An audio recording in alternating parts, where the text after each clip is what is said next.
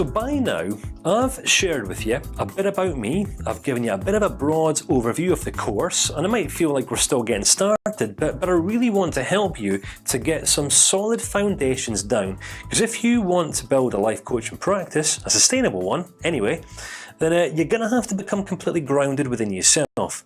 Now, most people have very little patience in life. All right, there's people that take this course, and because they don't get the answers that they're looking for in the first 2-3 minute videos, they write the whole thing off as being useless.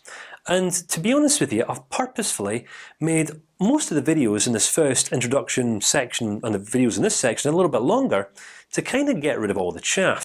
Because if you're still here and if you're still watching, then what that means is that you're actually taking me serious, you're taking this course serious, and you're also taking yourself serious and your future in view of potentially, seriously becoming a life coach for other people. Now, in that last video, I shared with you the Pete story, which I will unpack in more detail later on in the course. But you stand to potentially become a Pete. Now, what I would like to help you shape and forge at this point in the course is a vision. All right, because there's a saying in life that a man or a woman without vision in life will perish. And if you think about it, if you don't have a sustainable vision, a meaningful vision, an empowering vision for your future, then you're going to choose to go round in circles in your present, or you're going to choose to cling on to your past. All right. When people have a meaningful and exciting vision that they fundamentally believe in life, then they're not going to allow any current circumstances or situations or negative, destructive people to hold them back. All right. So I shared with you the Chris story, didn't I? All right. That it's wise not to invest into the Chris's of the world, but to invest into the Kanes. And you know what it is to be you. Therefore, the best kind of person that you could invest your life and your time, your energies, and your efforts into are people that you can fundamentally relate to. And this is why I've really spent time emphasizing the whole, because there is a hole that you've been in life, and it's this group of people over there that have also been in the same or a similar hole to you that you're going to be able to empathically relate to most effectively, and in turn they're also going to be able to relate to you. So on one level here, yeah, we're looking at principles and stories, but we're also looking at your potential future niche, the people that you're going to market yourself to, and the people that you're naturally going to be inclined to focus on moving forward in your life coaching endeavors. All right. So this isn't just models and practices. This is all about you building a sustainable business at some point in the future too. Interesting, eh? So if you are intending on building a life coaching business, you may or may not be. If you're just taking this course for interest, you're still going to find this principle interesting anyway. And I call this the fish principle. All right.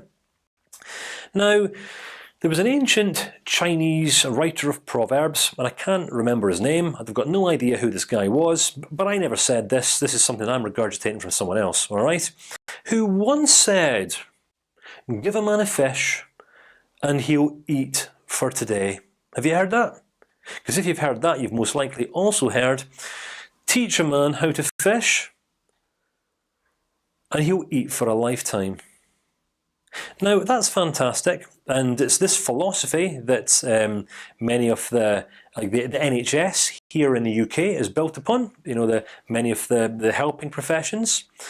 But I would just like to unpack this just a little bit to help you establish the healthiest vision that you could have for your future as possible. Because if you think about it, right, let's just say that I was a fishmonger, all right, and I literally was giving people fish every single day. So let's just say there's a queue of fish. There's a queue of people wanting a fish, and they come into my shop, and I give the first guy a fish, then the second guy a fish, and the third guy a fish, and then the fourth guy a fish. Eventually, I'm going to run out of fish. All right, and then tomorrow, after all these people have eaten their fish, guess what? They're going to come back wanting more fish. All right. So this model actually isn't sustainable because these people have become completely dependent on me for fish. All right. Now I am speaking metaphorically here, so I do hope that you're able to see where I'm going with this. All right.